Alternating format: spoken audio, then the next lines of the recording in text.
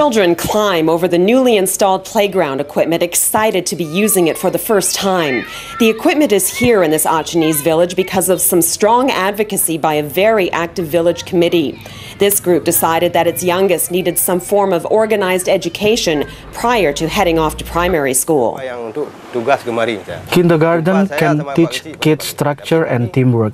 If they go to primary school without this background, they find it hard to sit still and listen. But Sulaiman and the village committee he sits on realized they could not build it alone, so they turned to the Canadian Red Cross for help. The Livelihoods program is one of 5 programs implemented by the Canadian Red Cross in Indonesia as part of its tsunami reconstruction program. It lets villagers decide what projects are important to their particular community. Once approved, they oversee the projects with assistance from the Red Cross, learning management skills that will benefit the entire community.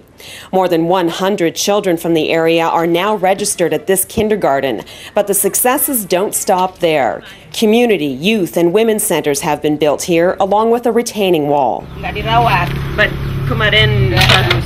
Kemarin bagus, dapat nomor 2. Oh yeah.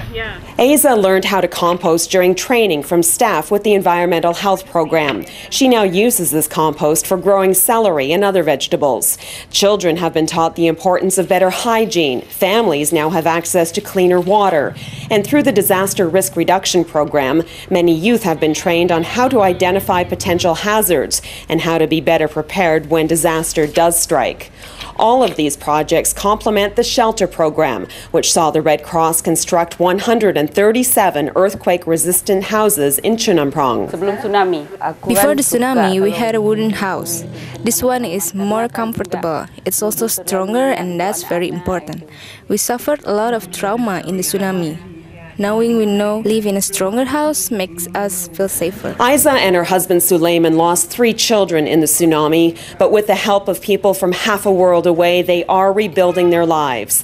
They have 2 young children and a third is on the way. They operate a small coffee shop built from wood salvaged from the tsunami. Sulaiman is a community leader and Isa is very proactive, encouraging other women to become equal partners in the running of their community and within their own households. A concept endorsed by the Red Cross gender mainstreaming program. Canadian Red Cross programming is very satisfying. It's not just about individual families, but it fulfills the needs of the community as a whole. It's also not just about tangible results. These programs have helped improve our knowledge, which will help us in the future. And for the next generation, it's a future that will begin with a trip to a very colorful playground.